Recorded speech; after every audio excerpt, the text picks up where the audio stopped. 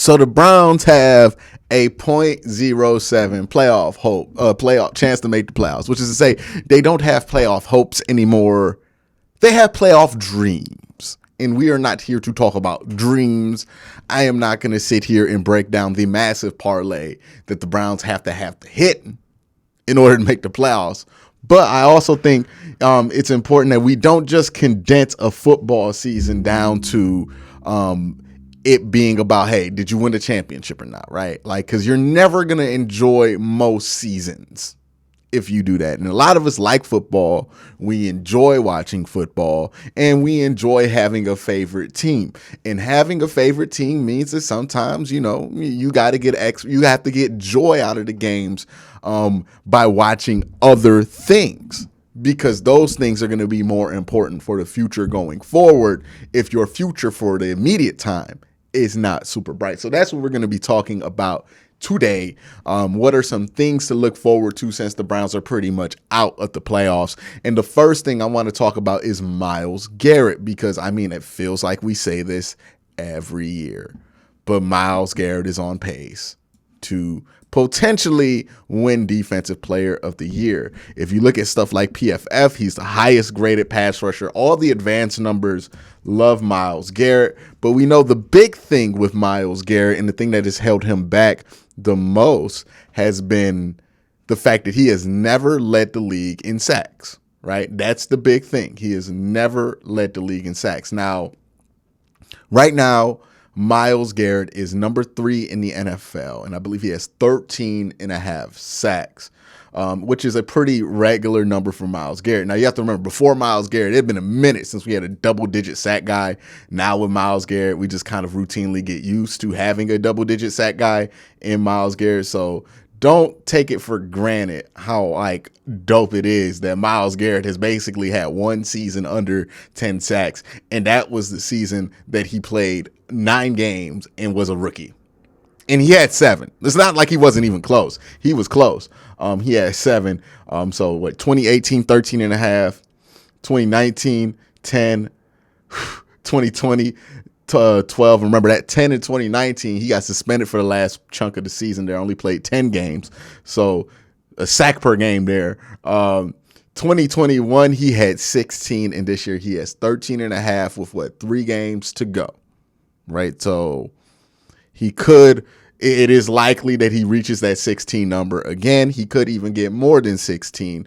But the fact is that he has never led the league in sacks. Now, if I look at the NFL sack leader list, I'm wondering who is on top and how much it's going to take, because I think Myles will probably end the year with 16 or 17 sacks. I think that's fair, unless he has an explosion and somebody just gives him sacks, which, hey, he's playing Andy Dalton. Andy Dalton, Kenny Pickett / Mitchell Trubisky, and Tyler Heineke.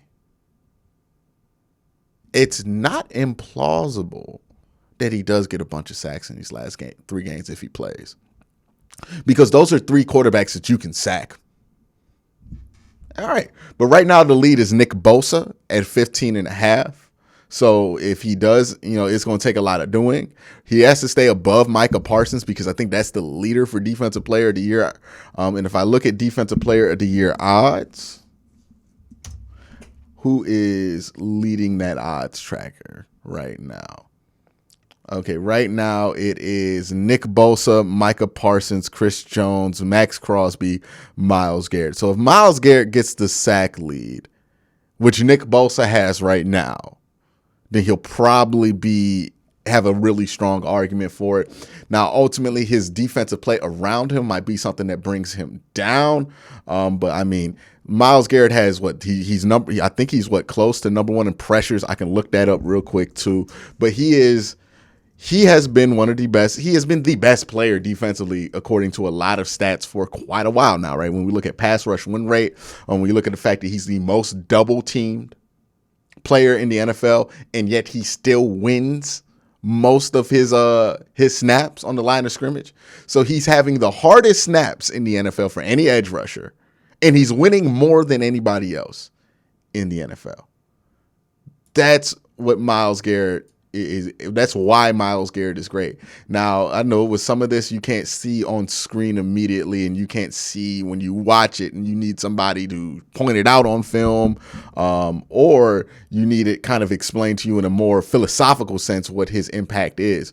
But Myles Garrett is most certainly one of the best defensive players in football, and it has been interesting to see how close he can come to being the defensive player of the year without getting it, right? Like, I think he's been in the top 2 or top 3 conversation at this point in the year, the last 3 years in a row, right? 2020, he got COVID. He wasn't the same after getting COVID. 2021, he kind of like tapered off, and then TJ Watt gets the sack, almost gets the sack record on Baker Mayfield in that one Monday Night Football game, because Baker gets sacked like 4 or 5 times. It's just, he has had an unfortunate series of events going up again ahead of him. But he is Pro Football Focus's highest graded pass rusher. He's up in the top 5 in both sacks and hurries, right? And in pressures. He's up there. He's up there. He is one of the best players in football, if not the best defensive player in football. Max Crosby has the same issues with this team not being good as Myles Garrett. Nick Bosa is on a very good team, so he could get the tiebreaker over Myles. And same thing with Micah Parsons. And it seems like there is no energy to give it to Zadarius Smith or anybody like that. So that's one of the things to watch, right? The Browns could have their first defensive player of the year. I think that would be really cool. I think that would be dope for Myles Garrett to get. And, you can't say a year where Myles got a major accolade like defensive player of the year was a wasted one for him, right? I think it's important to watch that. I think that's going to be a fun thing to watch and see if Myles Garrett can finally get over the hump, become defensive player of the year, and maybe he'll start getting the respect that some other defensive players of the year get when it comes to holding calls. But that has remained to be seen. So Myles Garrett, very important. Second thing to watch is this running game develop, right? Ethan Posick could be back as soon as this week. He is the starting center. I think getting him back kicks a lot of things back into shape when it comes to the offensive line. I think you're only going to be but so good, but I think it's going to be important to show, hey, can this run game adjust to the new normal, right? And the new normal for this offense is they're going to be running down pistol. They're going to be running out of gun more often. Nick Chubb's role has changed, right? Where Nick Chubb needs to develop as a third down back now, right? Because Kareem Hunt's not going to be in there. Now, that might be something to look at going forward. I don't remember where I heard that. I think this was on the OBR's podcast, but somebody had brought up, I think it might have been Pete Smith, but somebody had brought up the idea of, hey, do the Browns get a third down back? Somebody like kind of a scat back, like a Jerick McKinnon, right? Like somebody like that who's comfortable taking these snaps out of gun so Nick Chubb doesn't have to do it, right? And you can keep that rotation because it's the writing's on the wall. Kareem Hunt's probably done after this year with the Browns. So that could be an adjustment that's made. You also want to see Chubb get more comfortable because I think Chubb gets a lot of flack, and rightfully so, because he's not a good receiver and he's not natural out there in passing sets, even in play action sets. If you watch my film review, you would see that I broke down like a couple plays where Nick Chubb just looked lost out there. He was late to his spot. And he wasn't on time. And it is hurting the Browns right now. It's hurting the Browns offense and it's hurting his production. So he needs to get comfortable out there in the gun, right? He needs to be comfortable running out of it. And we have to see if he's capable of being comfortable out of it or if they're going to have to adjust how the offense runs so we can keep him out there. Also, you want to make sure that you see some things with Watson. I think that's obvious. I think we all want to make sure that Watson looks good, looks comfortable. And then we can take away, hey, what does he need? What does he doesn't? I think what we can see from these first 3 games is that Watson likes to throw those 50-50 balls in the red zone. And I love that. I remember when Baker Mayfield was here, even when I had a positive opinion of him, I was begging, and I mean begging, the Browns to call up some 50-50 balls. Now, apparently Baker didn't like to throw them. That's crazy coming from Baker Mayfield, who throws a lot of 50-50 balls, just not in the red zone. But apparently he didn't like to throw them in the red zone, so they never caught them. And I felt like, man, when you had Odell Beckham, them 50-50 balls could have been something in the red zone. Now you don't have Odell Beckham, right? So now one of the adjustments I think it's obvious they need to make is, hey, You have David Njoku. He's a 50-50 ball guy for sure. Get another 50-50 ball guy, right? Just get another one, right? You like big receivers anyways, right? Most of the receivers on this team are over 200 pounds. They have to block. Get a big body that runs a good fade and just get somebody that Deshaun's comfortable with running and throwing those fades with, because I think that can be an effective tool. Even if you don't throw a ton of touchdowns. Let's say you throw like 3 touchdowns to the guy all year. The threat of being able to move that corner and make sure that they have somebody else undercut it, have the responsibility to be undercut it, then opens up underneath that route, right? Then opens up the middle of the field, opens up the seam 50-50 for David Njoku. So just having that threat there of putting a big body that's not David Njoku, so you can keep Njoku at the seam in the red zone. You can have a big body there to take some attention away and occasionally catch a couple of touchdowns. I think that will be huge for this team. And you can see it, like, I think their red zone execution will be much better if they get somebody who's comfortable doing that. And you don't need to get an all-world guy. Would I love Mike Williams? Yes. But you're not going to get Mike Williams, right? Like, that's just not happening. But you can find guys like that, right? An Alden Tate would be somebody I think can handle that role. You know what I mean? Like, these guys are out there. They're on NFL teams. You can find them. You could get a prospect on a discount like this. You could get somebody in the draft, watch the Senior Bowl. The Senior Bowl is traditionally full of guys like this, right? Like, big wide receivers don't have a ton of twitch, not the fastest long speed guys, but they're big, they can box out, and they can jump, right? They're football players, right? Like, that's where you get a lot of those wide receivers are from the Senior Bowl. So I think you'll probably get some of them there. The other thing I want to watch this year, Perion Winfrey. Because if you can go into this offseason feeling good about one player in this defensive tackle room, that one player has to be Perion Winfrey. Because he is the one guy in this room. No offense to Jordan Elliott. No offense to Taven Bryan, no offense to Tommy Togiai, but Perion has the tools to become a really, really, really, like, almost a plus tier, defensive tackle. Like, we want guys like Jonathan Allen. We want guys like those guys. You know what I mean? Top tier, Jeffrey Simmons. We want one of those guys. Perion has the potential to be one of those players. I strongly believe in that. Will he see it? I don't know, but you want to see the signs. And if you could get those signs, that makes your life a lot easier, because then you're just looking for a vet to put next to him and a couple of supplementary role players.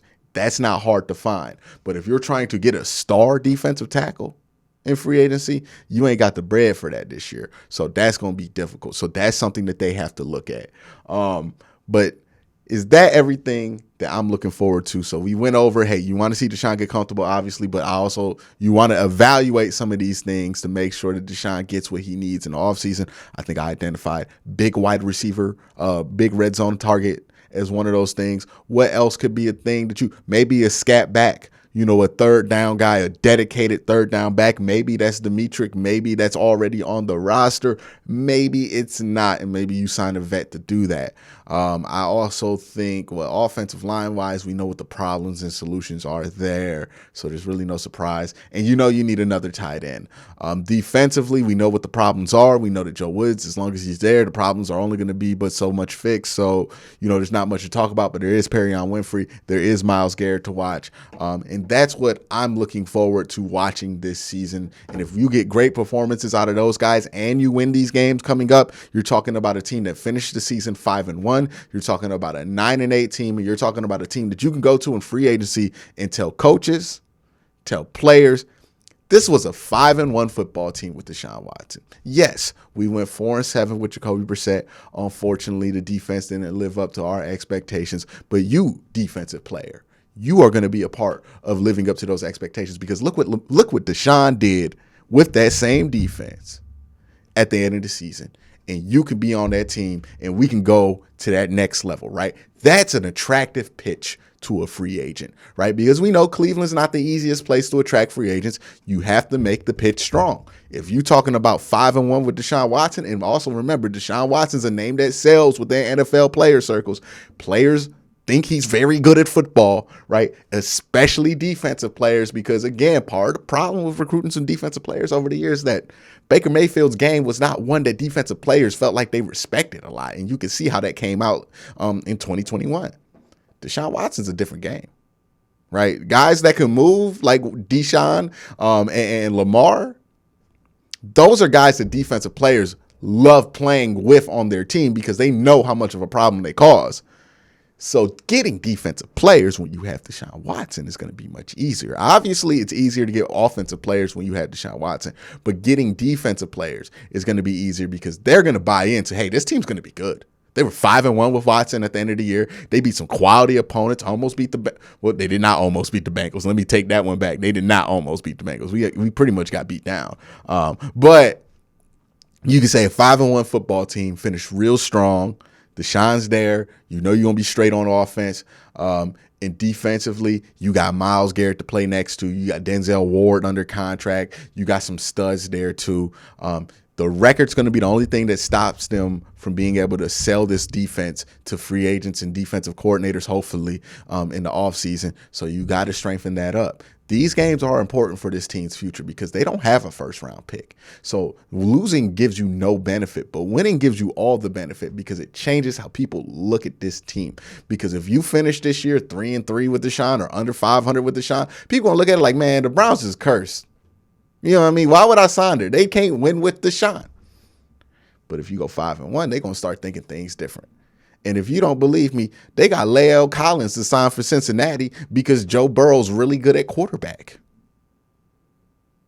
You know what I mean? Like, that's the only reason he's there. That's what I'm talking about. So that's what the Browns have to hit on. They to win as many of these games as possible, fix some things in the offseason, and really get this ball rolling towards 2023. Because if you can get that excitement going, if you can get players excited about it, you might be able to build yourself a team that fixes these holes on this team. And hopefully you get yourself a coordinator that can do something with Myles Garrett and not have an inconsistent defense with star level talent. But that's my thoughts. Let me know your thoughts in the comment section down below. What are you watching going forward? Everybody have a great day. Have a good night.